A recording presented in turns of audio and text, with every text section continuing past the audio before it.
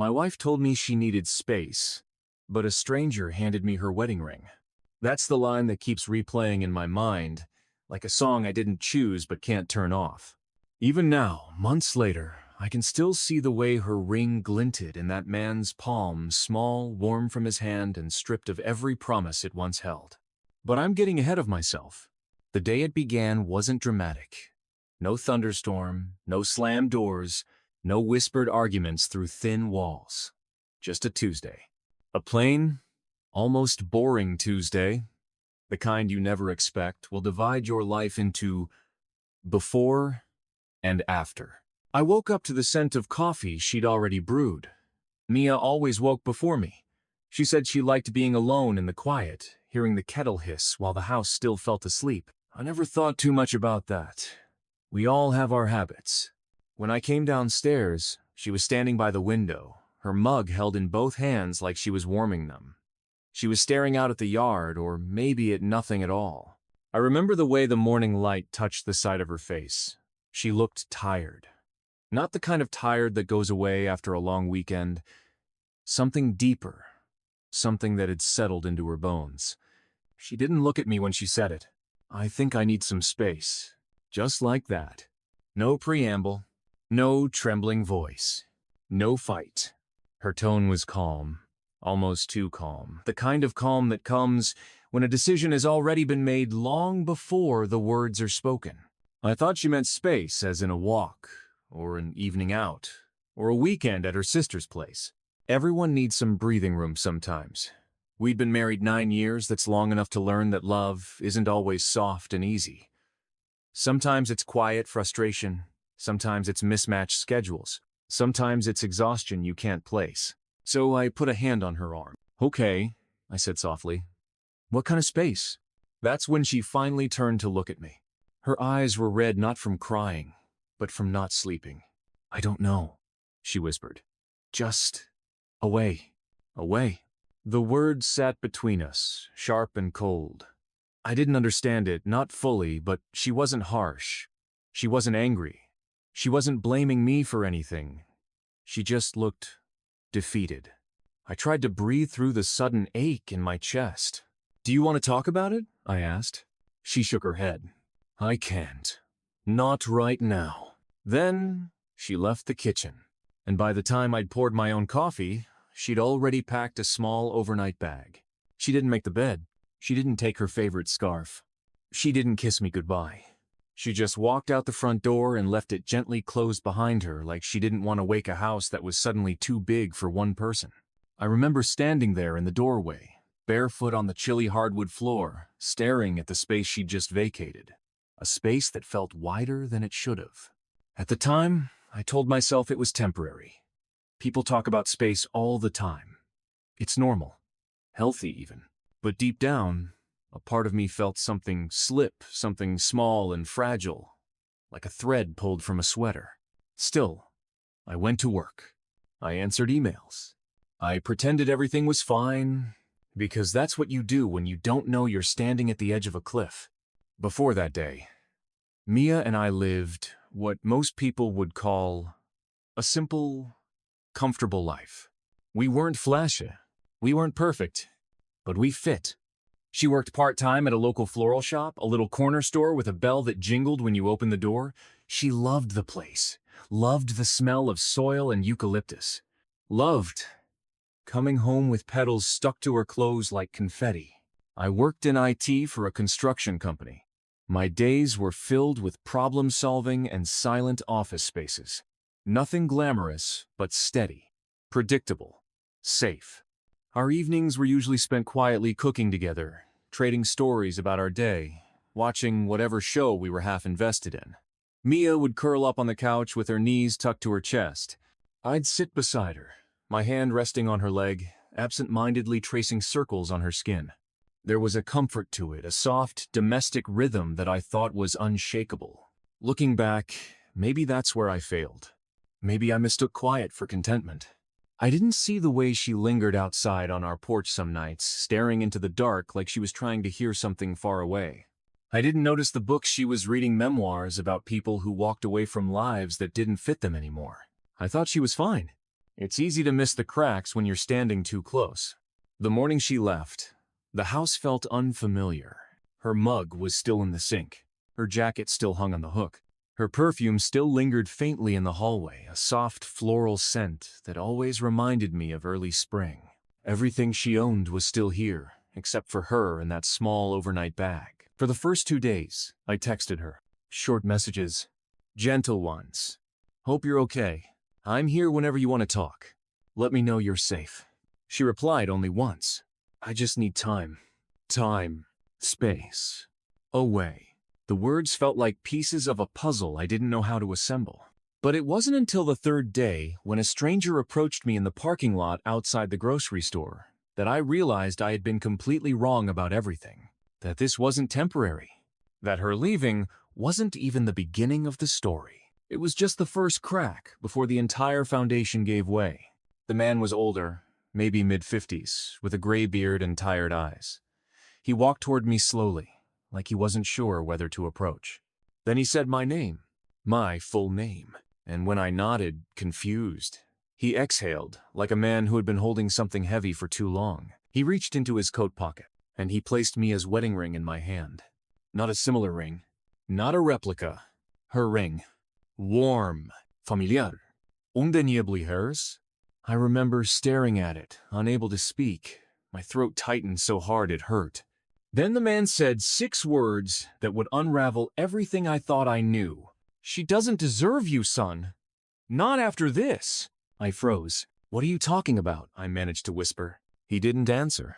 Instead, he pressed a small, folded note into my palm, the paper soft from being handled too many times. She wanted me to give you this, he said quietly. But I couldn't do it. Not until now. Why me? Who are you? I asked. But he was already walking away. As he turned back once, he added, Follow what's in the note. You deserve the truth. Then he disappeared into the parking lot crowd, leaving me standing there with a ring, a note, and a dread I couldn't name yet. And that was the real beginning. I didn't open the note right away. I know that sounds strange, why hesitate in a moment like that?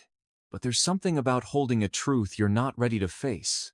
My fingers shook as I stood next to my car, the muted chatter of the grocery store parking lot fading into a dull hum behind me. Her ring sat in my palm, small and cold now. It was the weight of absence. I slid into the driver's seat and shut the door, creating a cocoon of silence. The paper was folded carefully, like someone had tried to make something ugly look neat. For a long moment, I just stared at it. Then, finally, I opened it. Her handwriting hit me like a punch. Slanted, soft, a little rushed, the same handwriting she used when she wrote grocery lists or left me small love notes in the early years. I'm sorry. Go to the greenhouse on Willow Street. Ask for Daniel. He'll explain everything. That was it. No, I love you. No, don't worry. No explanation. Just an address, one that meant nothing to me and a name I'd never heard her say in our 9 years together. I leaned back, the leather seat pressing into my shoulders. My heart was pounding in a way that made my chest tight. The kind of pounding that comes when your world shifts and you don't know which way gravity is pulling you. Willow Street was on the far side of town. A quiet neighborhood, old houses, big trees. Why would she send me there? Who was Daniel? And why would a stranger, an older man, be the one carrying her ring? I drove home instead. I needed walls around me. I needed the illusion of familiarity before I walked straight into confusion. Inside the house, I placed the ring on the kitchen island. It looked wrong there, wrong without her hand. The sunlight from the window touched it, warming the metal, but it didn't feel warm to me. I made myself tea just to have something to hold, something to ground me. The kettle hissed. The steam curled upward. My hands wrapped around the mug, but I barely felt the heat. My mind kept circling around the stranger's face, his tired eyes, the way he said she didn't deserve me. It wasn't the voice of someone trying to stir drama. It was the voice of someone who had seen something he wished he hadn't. The worst part was, I didn't even know what questions to ask. Cheating? Some secret debt? A double life? A family she never told me about? Every possibility felt both impossible and somehow too possible. I picked up her ring again. I'd held it so many times before, but always while it was still on her hand, running my thumb over it when we held hands, twisting it gently when she fidgeted. Now, it felt foreign, cold, like a verdict. I didn't sleep well that night. I kept waking up to the sound of nothing, the quietness of a house missing a person. Her side of the bed was untouched, the sheets smooth and cold. Every time I opened my eyes, the image of that man's face hovered in the dark. By morning, I knew I couldn't just sit here waiting for answers to come to me. I needed to follow the note, even if it broke me. Willow Street was lined with old oak trees whose branches arched over the road like they were trying to protect it. The houses were a mix of pastel paint and aging fences. Quiet. Too quiet. The greenhouse sat near the end of the block. Mint green. Peeling paint. A porch swing that creaked even though there was no breeze. It didn't look like a place where truths lived, but I parked anyway. My hands were sweating. My throat felt tight.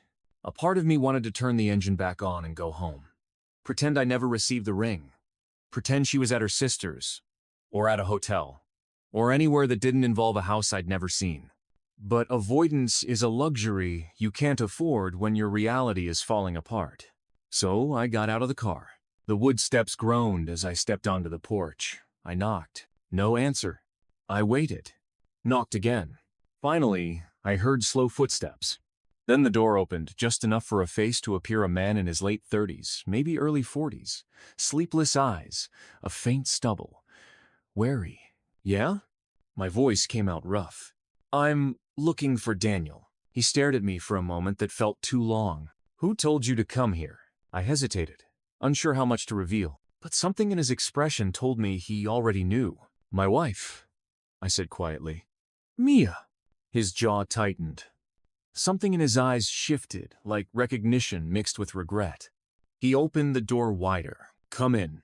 The air inside smelled faintly of old books and something herbal, maybe mint tea or some cheap essential oil. The living room was cluttered but not dirty. A blanket draped over the couch. Papers stacked on a coffee table. A half-finished mug of tea on a coaster. He motioned for me to sit. I stayed standing. Who are you? I asked. He rubbed his hands over his face, exhaling heavily. He paused, searching for the right words. I'm someone who knows your wife better than you think. A cold chill climbed my spine. What does that mean? He looked at me then. Really looked. His eyes were tired, yes, but also soft. Not threatening, not predatory, just sad. It means, he said slowly, that she came to me a few days ago. She was upset, panicking, said she couldn't stay with you anymore. The room seemed to shrink around me. Why? My voice cracked. What did I do? He shook his head. This isn't about you. If he'd slapped me, it would have hurt less. I swallowed hard. Then what? He hesitated, and in that hesitation, I realized something important. He wasn't trying to hurt me. He wasn't trying to protect her, either. He was trying to figure out how much truth I could take at once. Finally, he said, she's been hiding something from you for a long time. My stomach twisted. What is she hiding? He looked toward the hallway, like he half expected her to appear there. Then he said something I wasn't prepared for. Mia, she's sick. The words felt wrong. Impossible. Out of place. Sick? What kind of sick? He closed his eyes briefly, bracing himself. She didn't want you to know. She didn't want to burden you. She came to me because... He paused. Because she didn't know how to tell you. The room tilted slightly. I grabbed the back of a chair to steady myself. What illness? I whispered. He didn't answer right away. Instead, he picked up a folder from the coffee table.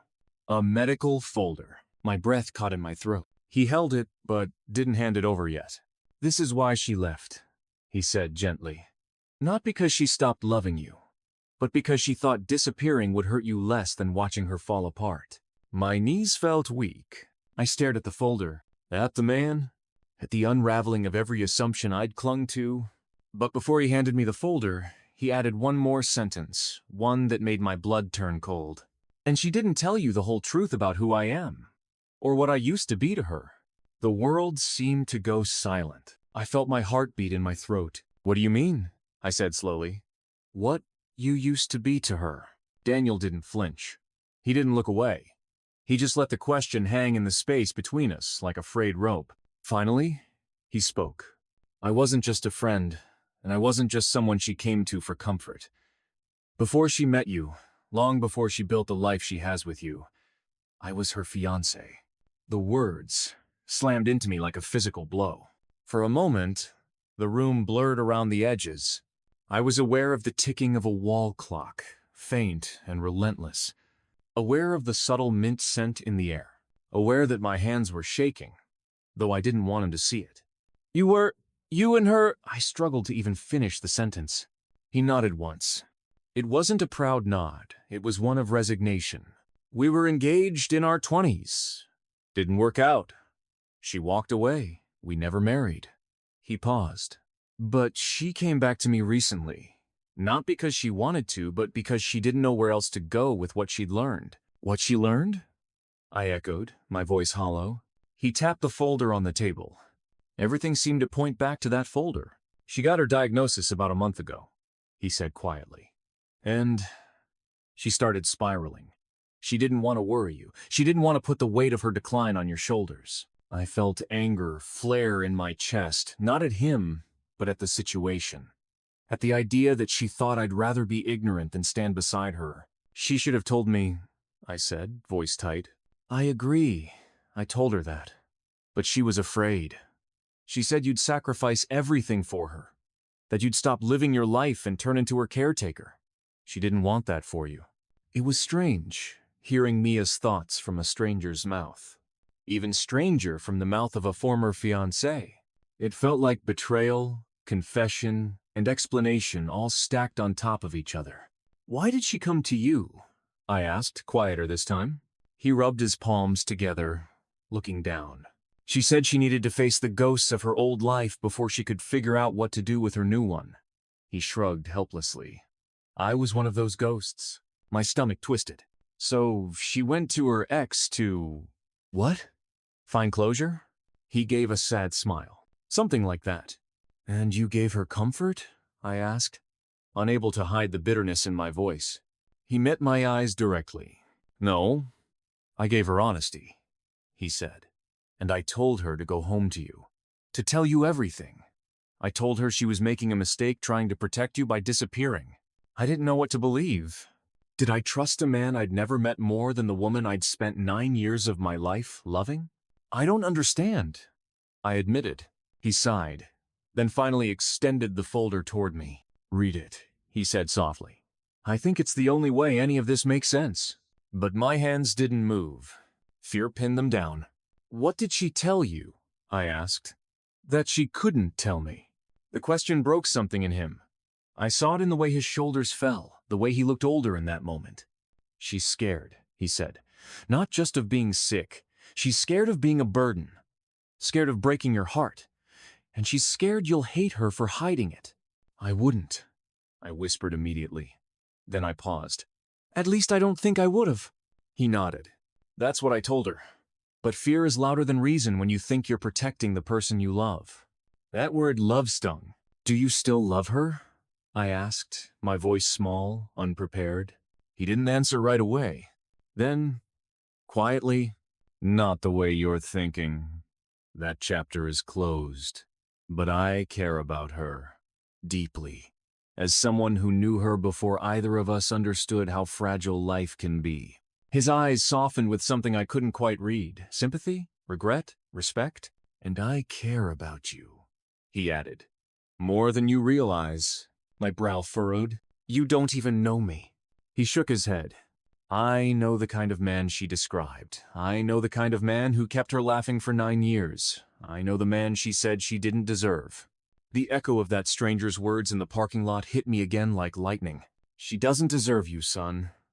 Not after this." "What did she mean?" I whispered. "By not deserving me?"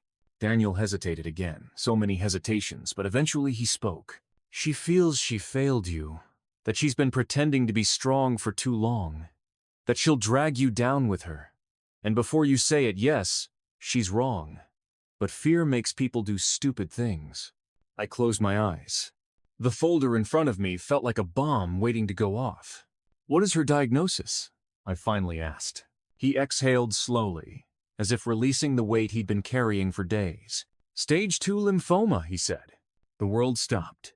I opened my eyes, but everything felt distant. Like I was underwater. Like I was listening through a thick wall. Cancer. The word I hoped I'd never hear. The word she hid from me. She didn't want you to see her go through treatment, Daniel said softly. She thought leaving would make it easier for you. My hand slowly reached for the folder. It felt heavier than anything I'd ever held. Inside were papers. Test results. Doctor notes. Treatment options. Prognosis summaries. I scanned the words but didn't fully register them. My mind was too loud. Too full. She's not dying, Daniel said quickly. Not now, not necessarily ever. It's treatable. But she's terrified, and she ran instead of facing it. I stared at the medical papers again, my vision blurring.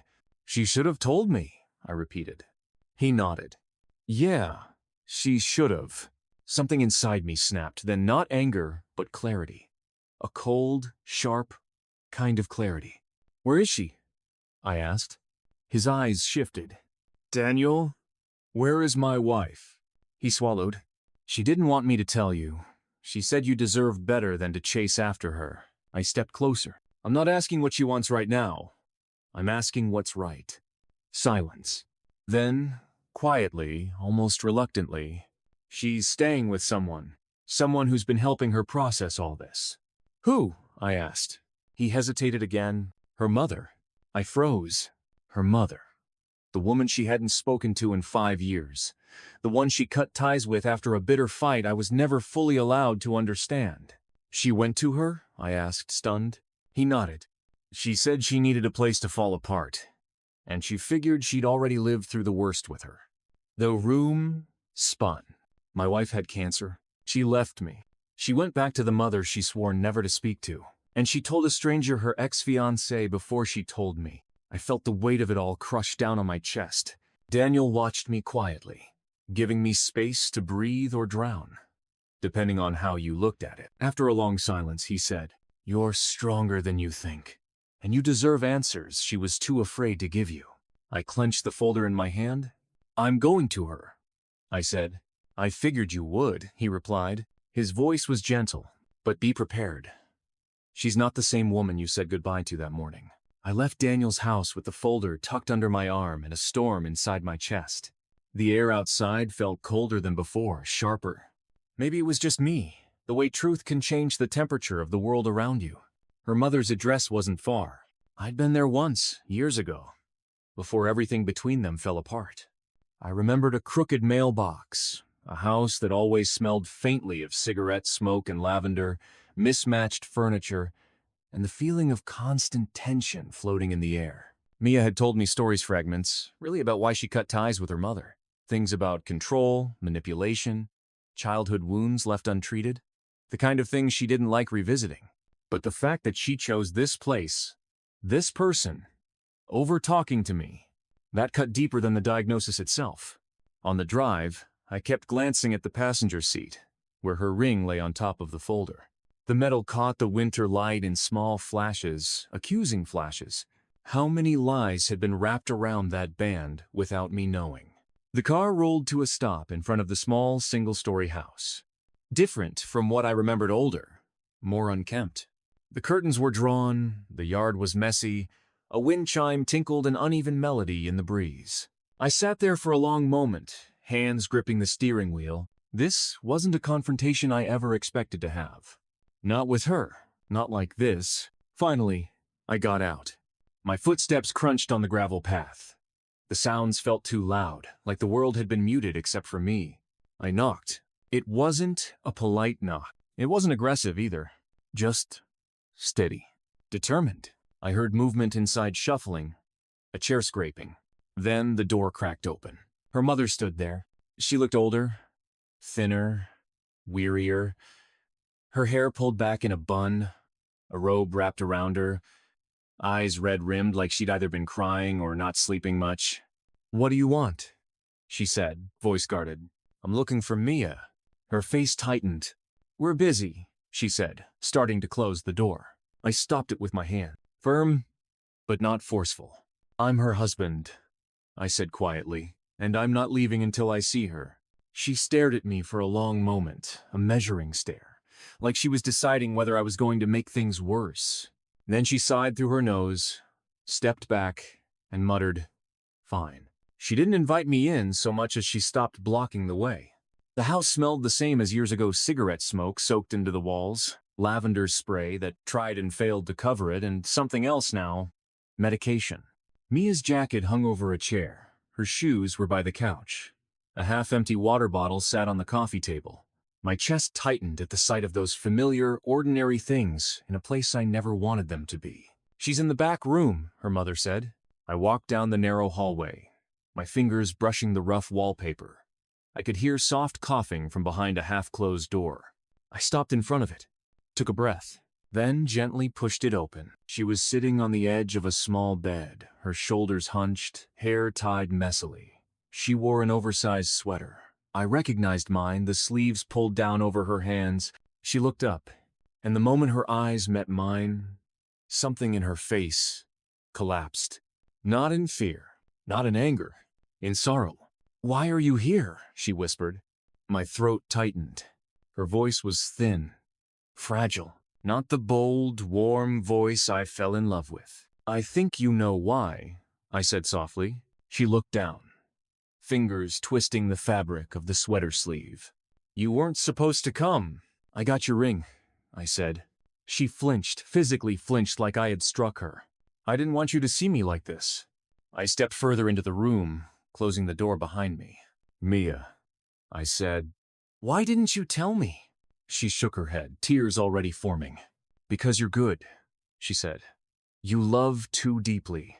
You would have dropped everything for me. You would have put your life on hold. I didn't want that.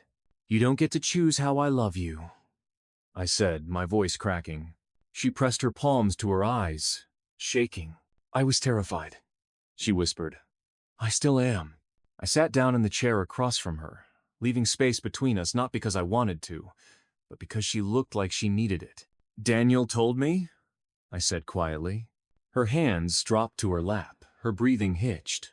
Of course he did, she murmured, guilt in her voice. I asked him not to. I didn't want you finding out like this. I held up the folder.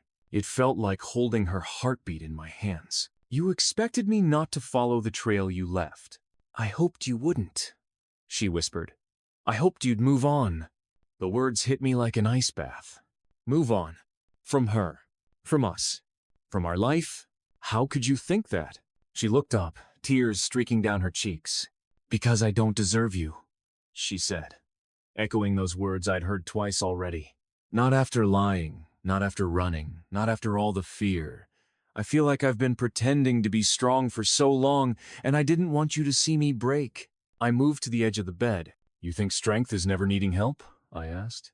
You think love only counts when everything is easy? She covered her mouth with her hand, crying harder, now quiet, muffled sobs. I didn't want you to watch me get sick, she choked out. I didn't want you to resent me. Her voice trembled with a pain she'd hidden for too long. Is that what you think I'd do? I asked. She didn't answer. I reached out slowly, giving her space to refuse me, but she didn't. Her hand slipped into mine like her body was remembering something her mind had forgotten. She shook. Her fingers were cold. I squeezed gently. You should have trusted me, I said softly. You should have trusted us. She closed her eyes. I know, she whispered. And you should have never gone to him before coming to me. This time, she didn't argue. I felt safer talking to someone who's known the worst parts of me, she said. It wasn't romantic. It wasn't anything like that. It was me falling apart and him being there to see it. I didn't want you to see me that way. I took that in. It hurt, but it wasn't the wound I feared. Why your mother? I asked. She looked toward the doorway. I needed a place to hide, she said. And she knows what this feels like. She had cancer when I was little. I don't talk about it, but the fear is Something she understands. And me?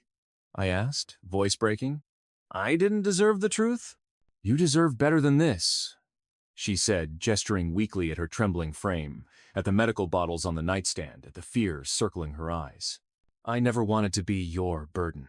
Mia, I whispered, leaning forward. You're not my burden. You're my wife. Her face crumbled completely then, sobbing into her hands, years of strength unraveling in minutes. I pulled her into my arms slowly at first, waiting for her to resist. She didn't. She collapsed against me like a dying star finally allowed to fall. Her breath shuddered against my chest. I'm so sorry, she kept repeating. I'm so sorry. I held her tighter. Just come home, I whispered. I'm scared. We'll face it. I don't deserve. I gently lifted her chin so she had to look at me. Stop, I said. You don't get to decide what you deserve from me. She broke again, but this time, she wasn't breaking alone. I didn't know what tomorrow would look like. I didn't know what her treatment would bring. I didn't know how we'd heal from the emotional wounds left by her leaving. But in that moment, in that small, dimly lit room, I knew one thing. I wasn't leaving her. Not now. Not ever. I didn't sleep that night.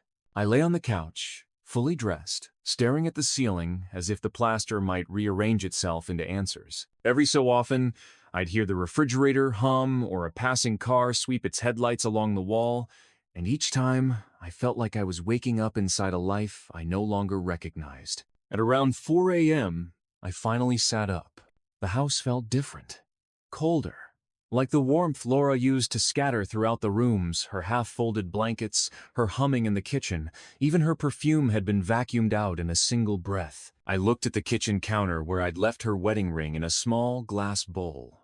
It glinted when the first hint of dawn crept in through the blind. I walked toward it. For some reason, picking it up felt like betrayal of myself, as if touching it made her absence more real. But I did it anyway. I held it between my thumb and forefinger and studied it tiny scratches along the band, the little indentation where she once bumped it against a countertop. All these small marks that proved it had lived a life with us. And then I said out loud to the empty kitchen, I don't know who you are anymore. The ring didn't answer. The silence did. At 6 a.m., I made coffee burnt, too strong, undrinkable, but I sipped it anyway because I needed to stay awake. I needed clarity. I needed a plan. The scrap of paper the stranger had given me lay beside the mug. Garden Terrace Café, 3 p.m. Ask for L. That was still hours away. Too many hours for a man whose whole life had been tipped sideways. I pulled out my phone and scrolled through my messages with Laura. Our last conversation from the day before was painfully ordinary. Laura. Can you grab bread on your way home? Me. Sure. Wheat or sourdough? Laura. Surprise me. We even used emojis. Like normal people who weren't about to unravel. I sighed and put the phone down. She hadn't texted since she asked for space. Not even a single message saying she was safe. Then, I opened the security camera app. I'd been avoiding it since yesterday. There were 2 clips, both from the morning she left. The first clip was her walking out the front door quietly, carrying a single duffel bag. The second made me sit up straighter. She wasn't alone. A car I didn't recognize idled at the curb. A dark sedan. Tinted windows. Someone got out just a glimpse from the camera's angle and opened the passenger door for her. Laura got in. No hesitation. The car drove off. My stomach dropped. If she had left for space, why was she meeting someone? Why did she need help? Why didn't she tell me? My mind spiraled with possible explanations, trying to land somewhere logical. Maybe she was going to a hotel with a friend.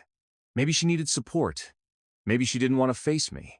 But all of those maybes rubbed my nerves raw, because the truth was simpler. She wasn't alone by choice. And that was the part that hurt most. By noon, I couldn't stand being in the house anymore. I grabbed my jacket, shoved the ring into my pocket, though I didn't know why, and left. The drive to Garden Terrace Cafe took longer than usual because I kept circling the block, debating whether to go in. Every time I asked myself if I was ready to hear whatever truth waited inside, the answer was different. But at 2:58 p.m., I finally parked, turned off the engine, and walked inside. The cafe was quiet. Light jazz played from overhead speakers. The smell of roasted coffee beans and cinnamon-glazed pastries filled the air. The windows were tall, flooding the space with warm sunlight that felt harsher than comforting. Behind the counter stood a woman in her early 30s with a name tag, Lydia. Maybe she was the L. Maybe she was someone else. Maybe I was about to embarrass myself. But then her eyes landed on me, and something in her expression shifted subtle recognition, a softening around the jaw, a hint of guilt. "You're Mark?" she asked quietly. My heart beat once, hard. "Yes," I said. She exhaled, almost like she'd been holding her breath. "Give me a moment," she whispered. She disappeared through a door behind the counter. When she returned, she wasn't alone. A man came out with her mid-40s, broad shoulders, graying temples. He glanced at me briefly but didn't speak. He simply motioned for me to follow. We ended up at a corner table where no one else was seated. Lydia Saturday. The man stood behind her, arms crossed, eyes darting toward the windows as if watching for someone. I remained standing. "What is this?" I asked. My voice was low, but I could hear the tremor in it. Lydia folded her hands in her lap. I'm a friend of Laura's." The words landed like small, sharp pebbles against my chest. She continued, "We used to volunteer together at the shelter. That's how I met her." I nodded, though I had no memory of Laura ever mentioning a Lydia. "She told me about you," she said. "About your marriage, about how things felt different lately." I felt myself stiffen defensively. "Different how?" "She said she was scared," Lydia whispered. My pulse kicked up. "Of what?" Lydia opened her mouth, closed it, and looked to the man standing behind her. He gave a short nod. And then she spoke. "She wasn't scared of you, Mark. She was scared someone from her past was coming back."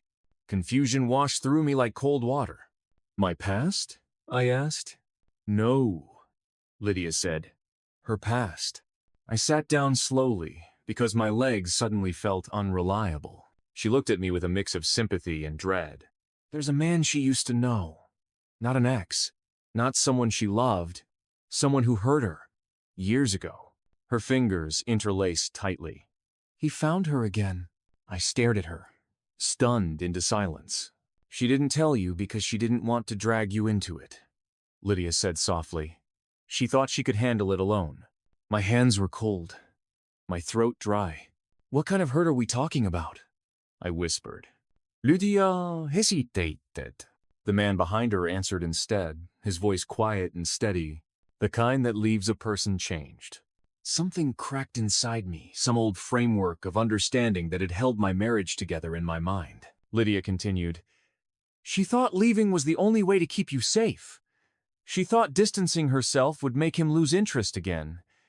But she didn't know he'd escalate." "Escalate how?" I asked, barely breathing. The man leaned closer.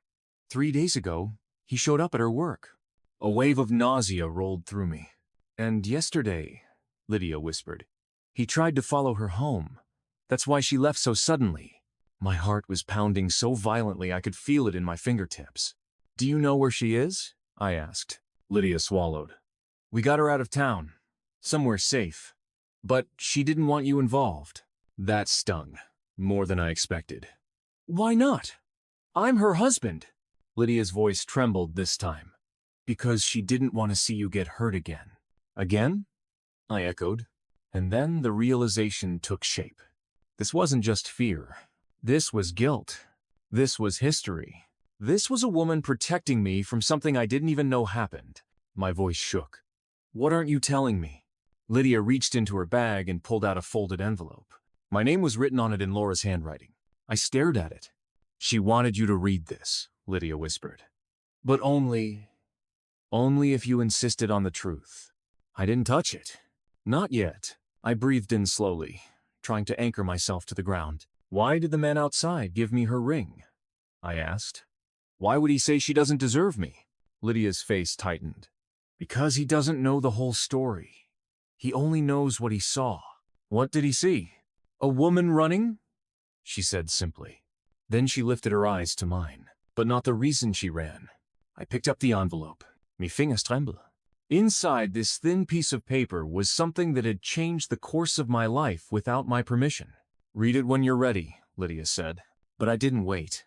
I opened it right there, and as my eyes scanned the first line, my entire world shifted. "Mark, there is something I need to tell you about the night we first met." The words blurred, but I kept reading, because I had to know. Because truth, no matter how heavy, was the only thing that could hold me together now. I don't know how long I stared at the letter before I realized my hands were shaking. The cafe noise faded, the clinking cups, the low murmur of customers, the hiss of the espresso machine. It all dissolved into a distant hum, as though I were sinking underwater while the world continued above me. Every few lines, I had to stop reading, close my eyes, and steady my breath. Because what she wrote, what she carried, what she hid from me for years, I wasn't prepared for any of it. "Mark, the night we first met wasn't fate. It wasn't random. I was running that night. Literally running. And you were the only safe face in a crowd of strangers." I kept reading.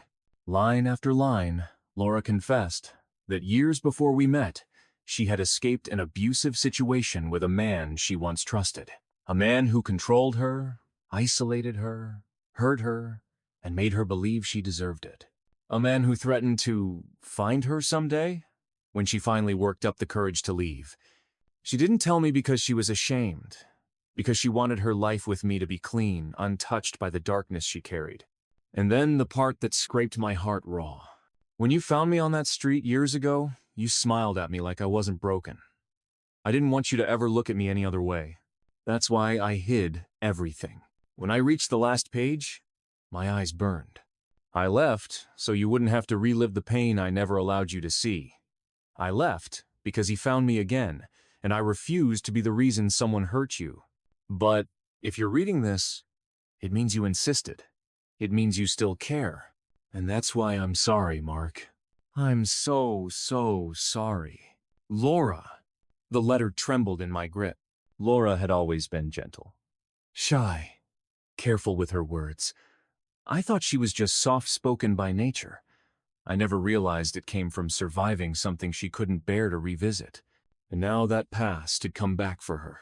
Mark, Lydia said softly, pulling me out of the spiral. We didn't want to overwhelm you, but you need to know he's still looking for her. My head snapped up. Now? As in now? She nodded. He's been asking around at the shelter. He even followed one of the volunteers home. That's why we intervened. Why we helped her leave. That's why she didn't want me involved. I whispered. Yes. She didn't want him to use you to get to her. My throat tightened. Where is she now? Lydia shook her head gently.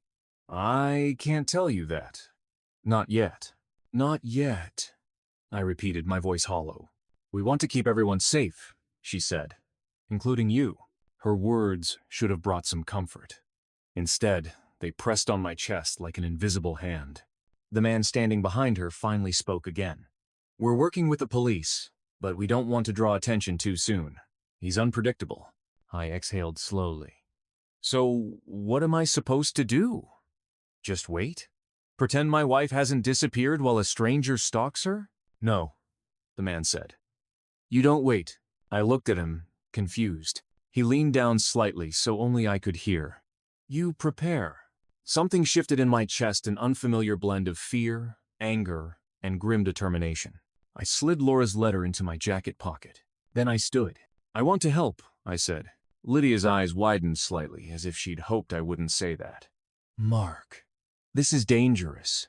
So is doing nothing. The man looked at me with a measured expression, weighing my resolve. Then he nodded once. Meet me tonight, he said. 10 p.m., the old parking lot behind Hillcrest Hardware. It's quiet. No cameras. We'll talk next steps. I hesitated. Next steps for what? His jaw tightened. For ending this. I stepped out of the cafe into the late afternoon sun, feeling like a different man. Like someone who had stepped out of his own skin and into a stranger's life. The air tasted metallic. My hands felt too heavy. My legs moved without my permission. Laura's letter seemed to burn through my jacket pocket. The world looked the same, but I no longer fit inside it. As I reached my car, someone across the street lifted a phone and pointed it toward me, not in an obvious way, but in that subtle, covert way someone records when they don't want to be caught. When our eyes met, the person lowered the phone and quickly walked away. I froze. Was that him? Was that someone he sent? Was that my paranoia already spinning stories? I took a step forward, ready to follow. But then my phone buzzed. Unknown number. Stop digging. Another message came immediately after. You won't like what you find. My heart slammed against my ribs. I scanned the street again, but the person was gone. The quiet suburban road suddenly felt like the edge of a cliff. I didn't wait. I jumped into my car and locked the doors. The phone buzzed again. Last warning, Mark. I gripped the steering wheel so tightly my knuckles went white. My breath hitched. And then the final message. She took something from me. I just want it back. I felt a cold chill spread from my spine all the way down to my fingers. Something from his past? Something that made him show up after all these years? Something Laura never told me? I didn't have answers, but I knew one thing. Whoever this man was, he wasn't just looking for her. He was watching me now, too. By the time evening settled in, my fear had turned into something sharper, something steadier, something that felt like a wire tightening inside me. At 10 p.m., I arrived at the Hillcrest Hardware parking lot. The place was usually busy during the day, but at night it was nothing but cracked pavement and dim safety lights buzzing like nervous insects. The man from the cafe, his name, I would learn later, was Daniel, stood by a rusted pickup truck. He didn't greet me. He just nodded toward the empty lot. You were followed, he said. My blood ran cold. When? Earlier today. The cafe, the street. He's desperate. He's watching every lead. I swallowed hard. Do you know who he is? Daniel nodded once. His name is Travis Hale. The name meant nothing to me, but the tightness in Daniel's jaw told me everything. He isn't going to stop, I said quietly. No, Daniel agreed. Which is why you need to decide how far you're willing to go to protect your wife. The night wind stirred, carrying the cold scent of asphalt and distant rain. For a long time, I didn't answer. Then I said the truest thing I'd said all day. I'll go as far as I need to. Daniel studied me for a moment, then opened the truck door. Then get in, he said. We're going to finish this. I didn't remember climbing into Daniel's truck so much as finding myself inside it. The door shut with a hollow thud, echoing through the empty lot like the closing of a chapter I never asked to read. The interior smelled faintly of engine grease and old leather. There were maps folded neatly on the dashboard, a battered thermos, and a box of tissues shoved between the seats. Oddly domestic for a man who seemed carved out of concrete. Daniel started the engine, letting it idle. We're not going after him tonight, he said, eyes fixed forward. My heart dropped. Then why am I here? To understand what you're walking into. He reached under the seat, pulled out a small folder, and handed it to me. My name wasn't on it. Laura's wasn't either. But when I opened it, her past spilled out in black and white. Court records. Police statements. A restraining order that had never been served because Travis disappeared before they could finalize it. Old photos of a younger Laura, eyes hollow, cheek bruised, hair longer than she ever wore it with me. I felt something inside me collapse, quietly but irreversibly. She never wanted you to see that, Daniel said softly. She built a new life with you, one where she didn't have to be that girl anymore. I swallowed, my voice barely holding. She didn't have to hide it from me. He gave me a sympathetic, almost paternal look. Survivors hide things not because they want to, but because they believe it's the only way they'll be loved. The words hit so deep I had to look away. Daniel continued. Travis got out of prison last month. That's when everything started again. Prison? I asked sharply. For assaulting another woman, he replied. Similar pattern. He's violent, obsessive, and he holds grudges. Laura was the one who escaped him. In his mind, that's unfinished business. A sickening dizziness washed through me. So what does he want from her now? I whispered. Daniel hesitated. He thinks she took something from him all those years ago. What did she take? He looked at me with a hard, steady expression. Her freedom. The air left my lungs. He believes she owes him the life she walked away from, that she wronged him by surviving. My stomach twisted at the thought. This wasn't romantic obsession. This wasn't jealousy. This was a man whose entire sense of control had been broken by the very idea of Laura choosing herself. And now he wanted to reclaim the power she stole. I pressed my palms against my eyes, trying to breathe through the rising storm inside me. Daniel rested an elbow on the steering wheel. His voice softened, not weak, but understanding. I've watched that man destroy people who should have been protected. Not this time. Silence stretched between us, long, heavy, honest. Then I asked the question that had been burning through me since the cafe. Is Laura safe? Daniel nodded. Yes. She's with people who know how to keep her hidden. Somewhere he'll never think to look. Relief washed through me like a warm tide, but it didn't settle the ache. She asked us not to involve you, Daniel added quietly. But after today, you deserve to know what's happening. I said nothing. I couldn't trust my voice. And, he continued, you deserve the chance to decide what comes next. I stared at the folder again. At the evidence of a life Laura lived before me, a life she survived without help, without witness, without anyone to hold her when she cried. You want my help, I finally said. Daniel shook his head. I want your clarity. Revenge isn't what you need, Mark. You need to understand her. Really understand her. This is bigger than anger. For a moment, I was back in our kitchen. Laura laughing at the way I always burnt the edges of pancakes. Her fingers brushing flour off my cheek. Her ring tapping the counter every time she reached for a mug. I never imagined that behind her soft laughter lived a storm she kept chained and silent. Tell me what I can do, I whispered. Daniel exhaled, relieved. There's one thing you can do that she can't. What? He met my eyes directly. You can decide whether to build a future with her, knowing everything. The words pierced deeper than any threat Travis ever made. I love her, I said instantly. I know, Daniel replied. But trauma changes love. It complicates it. She's going to need patience, therapy, space to heal the parts she never showed you. And you'll need to heal the parts of yourself that feel betrayed. I swallowed hard. I can do that, I want to. Good, he nodded. Because she's terrified, you'll walk away. I let out a shaky breath. I'm not walking away. Daniel watched me closely. Then the next step isn't to confront Travis. Then what is it? Tell Laura that her past doesn't make her unworthy of your future. Something in my chest cracked open, tender, painful, real. A truth I knew instinctively but had never been tested on. She thinks she broke you, Daniel said. She thinks her leaving will shield you, but it's destroying both of you. I looked down at my hands, at the faint trembling, at the ring-shaped indentation still on my finger. Can I see her? I asked. Daniel didn't answer right away. He rubbed the bridge of his nose, weighing something invisible. She asked for space. He said slowly. But that was before she knew you'd find out the truth. Please, I whispered. I need to see her. He studied me for a long moment. Then he nodded. But not tonight. She needs preparing. You do too. A breath I hadn't realized I was holding left me. Tomorrow morning, he said. Early. Somewhere safe. A fragile thread of hope wove through the heaviness in my chest. What do I do until then? I asked. Daniel reached up, turned off the truck engine, and opened his door. You rest, he said simply. Because tomorrow your life changes again, but this time for the better.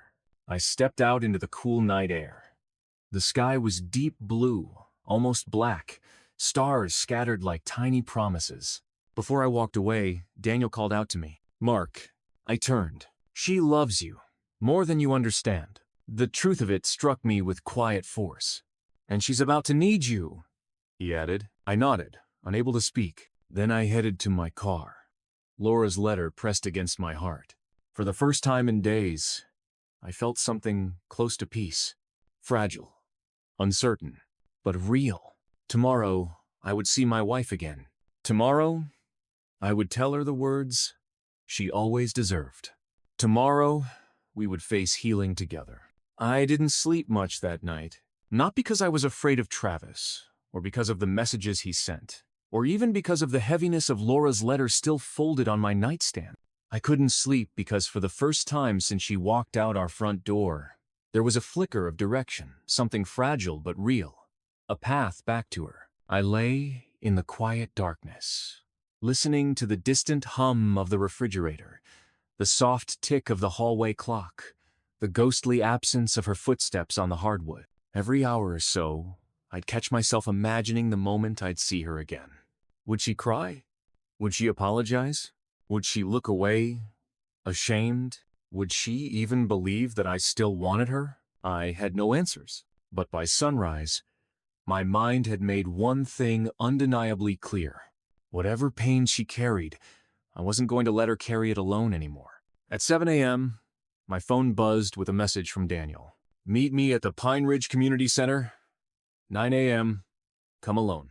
I showered, shaved, put on the cleanest shirt I could find, and tried to swallow the lump that had made a home in my throat. When 9 a.m. approached, I parked outside the old brick building on the edge of town.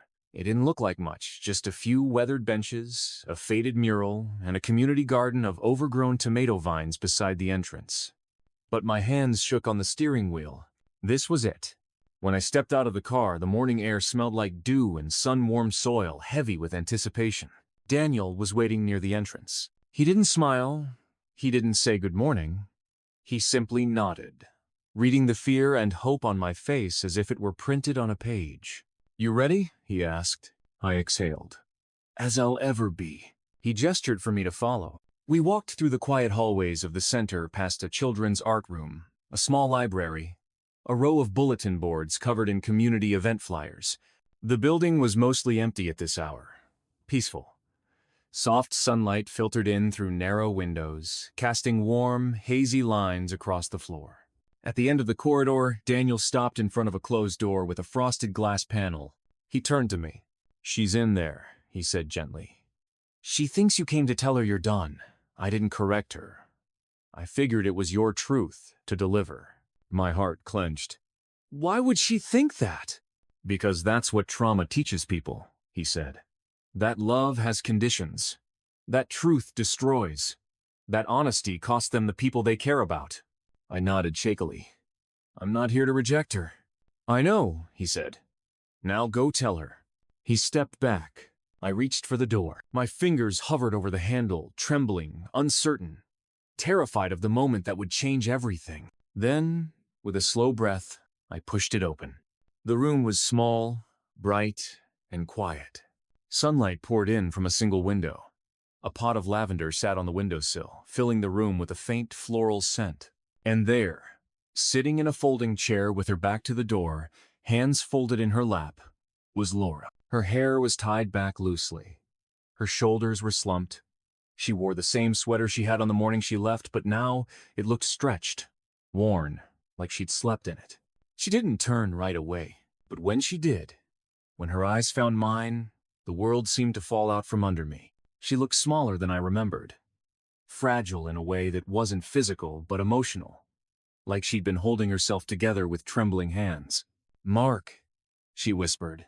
Her voice cracked. Mine disappeared. I stepped inside and closed the door gently behind me. For several seconds, neither of us moved. Then she lowered her eyes and whispered, I'm sorry. I'm so sorry. I know you deserve better than someone who comes with this much broken history. Laura? No, she whispered quickly, voice trembling. Let me say this. Please. Tears pooled in her eyes, but she blinked them back stubbornly. I wanted you to have a life untouched by the things I ruined, she whispered. I wanted our marriage to be clean, safe, good. I didn't want you to know what I lived through because I didn't want you to look at me the way he did, like something damaged, something stained. She swallowed hard. And when he came back, when I saw him outside my work, when he left that note, I panicked. I thought leaving was protecting you. I stepped closer. Laura, I thought he might hurt you, she choked out. And I couldn't survive being the reason you got hurt. Her voice finally broke, and she pressed shaking hands to her face. It took everything in me not to cross the room and pull her into my arms, but I waited because she needed to finish. "I didn't think you'd want me after all of this," she whispered through trembling breaths. "After seeing the girl I was, after reading what he did to me, I thought you'd walk away." Her eyes rose to mine, fearful, searching, bracing for rejection. And that was the moment I couldn't hold back anymore. I walked toward her, slowly, deliberately. When I reached her, I knelt down in front of her and lifted her hands gently from her lap. She resisted at first, instinctive, protective, then finally let me hold them. Her fingers were cold. Mine were trembling. I spoke softly. "Laura, I didn't marry the girl you were." She stared at me, breath trembling. "I married the woman you are," I said. "The woman who rebuilt herself. The woman who survived something that should have broken her. The woman who woke up every day and chose kindness anyway." A tear slipped down her cheek. "You don't need to protect me from your past," I whispered.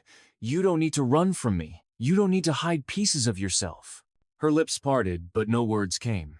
I brought her hands to my chest so she could feel the steady beat beneath my ribs. "You're not broken, Laura.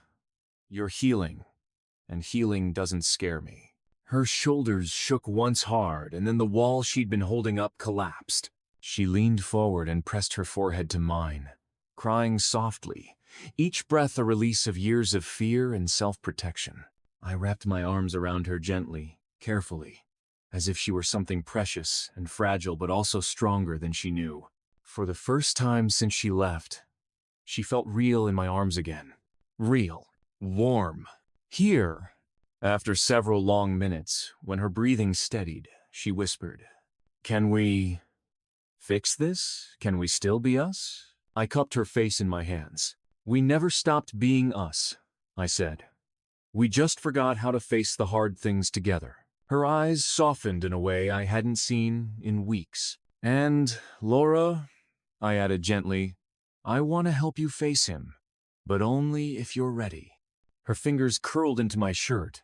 "I want to stop running," she whispered. "I'm tired of being afraid." I nodded. "Then we'll face him. Together." For the first time since her disappearance, she smiled. Small, fragile, but real. She leaned into me again, her voice barely audible. "Thank you for not giving up on me." I closed my eyes and held her tighter. "I never will." Outside the window, birds began singing soft, bright notes cutting through the quiet morning. It felt like the first breath of a new beginning. For both of us. For our marriage. For the life we were finally ready to rebuild, not as two people running from a shadow, but as two people standing together in the light. 2 days after our meeting at the community center, Laura sat beside me in the passenger seat of my truck as we drove toward the precinct. The sky was overcast, heavy, like the world itself knew what was coming. Her hands were folded tightly in her lap, knuckles white. I reached over and laid my hand over hers. She let out a shaky breath, then leaned into the touch. "You ready?" I asked. "No," she whispered. "But I'm done being hunted." I nodded. That was enough. The police station was quieter than expected. Fluorescent lights hummed overhead, a thin scent of stale coffee and disinfectant hung in the air. Detective Hayes, the same one Daniel had spoken to years ago, greeted us with a solemn nod. She was in her mid-50s, sharp-eyed, steady, the kind of woman who walked like she'd carried strangers' grief for decades. "Laura," she said softly, "thank you for coming." Laura swallowed but managed a small nod. The detective led us to a private room, beige walls, a table, 2 chairs. She closed the door gently behind us. "I'm going to ask you some questions," Hayes said. "But this time, we're not burying anything. This time, we're holding him accountable." Laura's breath caught. Hayes looked at me. "You staying?" I met Laura's eyes. She nodded quickly, almost desperately. "I'm staying," I said. We spent hours in that room. Hayes listened while Laura told everything, the parts she'd hidden, the parts she'd swallowed so deeply she almost convinced herself they weren't real. When her voice trembled, I steadied her hand. When she hesitated, I reminded her I wasn't going anywhere. And every time she broke, she put herself back together a little stronger. When it was over, Hayes closed her notebook gently. "Thank you," she said. "This time, we're moving forward." And you're not doing it alone.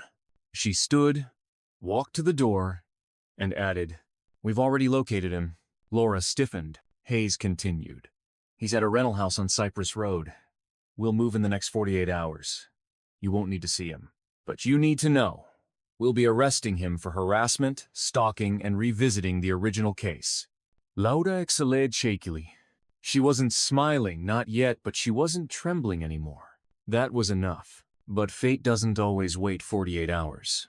That evening, as Laura and I walked to the truck outside Daniel's place, I saw it. A black sedan at the end of the street, engine off, windows tinted. Too still. Every instinct in me sharpened. "Laura," I said quietly, "get inside." She froze. "Mark." "Inside." My voice left no room for argument. She moved quickly toward the front door. Daniel, standing on the porch, sensed the tension immediately and stepped beside her protectively. I took a few steps forward, keeping my body between the sedan and the house. Then the driver's door opened, and he stepped out. Travis. The same swagger, the same sick grin, the same eyes, hollow, predatory, crawling with a kind of satisfaction I recognized instantly. He looked at me like I was an inconvenience, a roadblock, a pawn. He looked at Laura like she was property. Any fear I might have had evaporated. "Evening," he said casually. I didn't answer. He took a step closer, hands in his pockets. "She didn't tell you the whole story, did she?" "She never does." I kept my voice low, steady. "You need to leave." He barked a laugh. "Or what? You going to hit me? You don't have the guts." I didn't move. He smirked, stepping closer. "You don't know what she's capable of. The things she—" Daniel's voice snapped from behind me. "Back up! Now!" Travis ignored him, eyes locked on me. "She ruins every man she touches," he said softly. "Ask her what she did to me. Ask her—" I cut him off. "You're done." His smile faltered. "You've followed her. You've threatened her. You've stalked her. You've broken into her workplace. You've tormented her for years." He shrugged. "She liked it." I stepped closer. "We filed a report today," I said slowly. "The police know everything. They're watching you. And they will arrest you." His face twitched. For the first time, the mask slipped. "You think they'll believe her?" he hissed. "After what she did? After everything she—" And then he reached into his jacket. Not fast. Note. Dramatic. But deliberate. I didn't wait to find out what he was reaching for. I stepped forward and grabbed his wrist hard, twisting it behind his back. He shouted and swung at me with his other hand, but I blocked it easily and shoved him against the hood of his own car. Daniel was at my side instantly, pulling something metallic from Travis's jacket. A small folding knife. Daniel snapped it shut and tossed it aside. Travis thrashed wildly, cursing, spitting, fighting, with the frantic strength of a man who knows the game is finally over. I held him down with controlled force, not angry, not wild, just immovable. Laura stood on the porch, pale and shaking, watching the monster that had haunted her life reduced to nothing more than a pathetic, frantic man being pinned to the hood of a car. Her expression changed. Fear melted. Relief took its place. Pure, sharp, liberating relief. Daniel pulled out his phone and hit the emergency call button. "This is Officer Daniel Hart," he said into the receiver. "We have a suspect at Cypress Street, attempted aggravated stalking, weapon recovered, send units." Travis was still thrashing, but weaker now. I leaned in close to his ear. "You don't own her," I said quietly. "You don't haunt her. You don't get to rewrite her history. You don't get to walk through her life like a ghost and take pieces of her." He stopped struggling, and for the first time, maybe ever, he looked afraid. Sirens echoed in the distance. When the squad cars finally turned the corner, lights flashing against the houses, Travis closed his eyes like he already knew. 2 officers cuffed him, read him his rights, put him in the back of the cruiser. He screamed at Laura the whole time, but she didn't look away. She didn't hide. She didn't shrink. She simply watched him go. Chin lifted, eyes steady, until the police car disappeared into the distance. Then she turned to me. Her eyes softened. "Mark," she whispered. I walked to her, and she folded into my arms, trembling with the release of years' worth of fear, shame, and suffocating silence. I held her close. It's over, I murmured. You're safe. She breathed against my chest. I feel free. Daniel stepped back, giving us space, a quiet smile on his face. We stood there for a long time, the three of us, as the street returned to silence, the last echoes of sirens fading into the night. Later, back home, as Laura curled against me on the couch with her head on my shoulder, she whispered, "Thank you for fighting with me." I kissed the top of her head. "I didn't fight for you," I said softly. "I fought with you." She smiled, gentle, grateful, sure. And for the first time in months, our home felt like a home again. A place without shadows. A place without fear. A place where healing wasn't a distant hope, but a living, breathing reality. A place where she belonged. Where we belonged. Together. Forever. Sometimes life doesn't break in a single moment. Sometimes it cracks slowly, quietly, until one day you realize the weight you've been carrying was never yours to hold. When I look back now, I understand something I didn't then. Not every battle is fought with fists. Some are fought with patience, with truth, with the courage to step forward even when the ground beneath you feels like it's shifting. I used to believe closure came from answers from knowing every detail, every reason, every mistake. But real closure, the kind that lets you sleep at night, comes from choosing peace over chaos, choosing healing over hurt, choosing to stand beside someone who is trying instead of chasing someone who is hiding. Laura didn't need a hero. She needed a witness, someone who would stay when she finally stopped running from the past that kept claiming her. And I guess I needed her too. Not to save me, but to remind me that love worth having is love that survives the dark. Not love that pretends it doesn't exist. People talk about revenge like it's a single act, a moment of power, a victory. But the older I get, the more I think the greatest revenge is living a life no one can take away from you. The kind of life that's built on truth, loyalty, and the quiet, steady decision to rise again. Tonight, as I close my eyes beside the woman who finally found her own strength, I don't feel anger, or bitterness, or regret. I feel grateful. Grateful that she chose honesty. Grateful that I chose patience. Grateful that the truth, no matter how painful, finally set both of us free. Now, I want to ask you, if you were in my place, would you have stayed, or would you have walked away? Tell me in the comments. And if you want more true stories like this, you know what to do.